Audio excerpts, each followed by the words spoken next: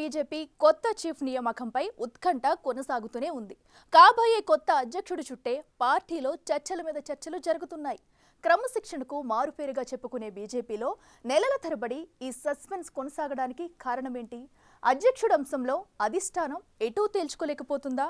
ఊహకందని నేతల పేర్లు తెర మీదకు ఎందుకు వస్తున్నాయి? ఆశావాహుల్లో గుబులు క్యాడర్లో గందరగోళం ఎందుకు కొనసాగుతుంది?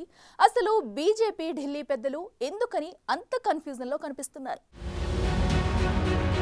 తెలంగాణ బీజేపీ అధ్యక్షుడి అంశంపై అధిష్టానం ఎటూ తేల్చుకోలేకపోతుందనే టాక్ నడుస్తోంది. ఈ నేపథ్యంలో రాష్ట్ర కమలదళంలో అంతా అయోమయం నెలకొంది. అధ్యక్షుడి పీఠం ఎవరికి అప్పజెప్పాలో హైకమాండ్ తేల్చుకోలేకపోతున్నట్టు తెలుస్తోంది. ఒక్కో రోజు ఒక్కో నేత పేరు తెర మీదకు వస్తుండటంతో రాష్ట్ర అధ్యక్షుడి నియామకం గందరగోళంగా మారిందట. సామాజిక వర్గాల సమీకరణాల ప్రకారం ప్రెసిడెంట్ నియామకం ఉంటుందని తొలుత చర్చ జరిగినప్పటికీ తాజాగా రోజుకో నేత, అందులోనూ ఊహకందని నేతల పేర్లు తెర మీదకొస్తుండటంతో క్యాడర్లో గందరగోళం నెలకొంటోంది.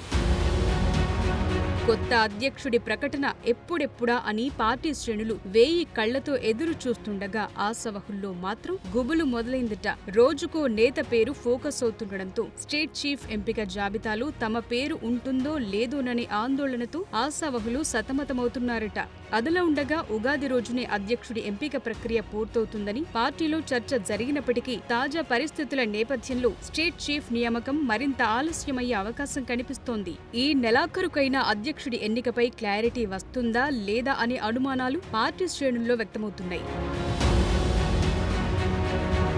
ఉగాది దాటి మళ్లీ వారం అవుతున్నప్పటికీ ఇప్పటి వరకు తెలంగాణ బీజేపీ ఎలక్షన్ ఆఫీసర్గా ఉన్న శోభా కరంద్లాజే నామినేషన్లను స్వీకరించలేదు. దాంతో అధ్యక్షుడి ఎంపిక ఆలస్యమవుతుందనే టాక్ పార్టీ వర్గాల్లో నడుస్తోంది. మరోవైపు ఏప్రిల్ 6న బీజేపీ ఆవిర్భావ దినోత్సవం ఉంది. కనీసం ఆ రోజుకైనా నామినేషన్లు తీసుకుని స్టేట్ చీఫ్ ఎవరనేది అనౌన్స్ చేస్తారా లేదా అని ఆశావహులు టెన్షన్ పడుతున్నారట.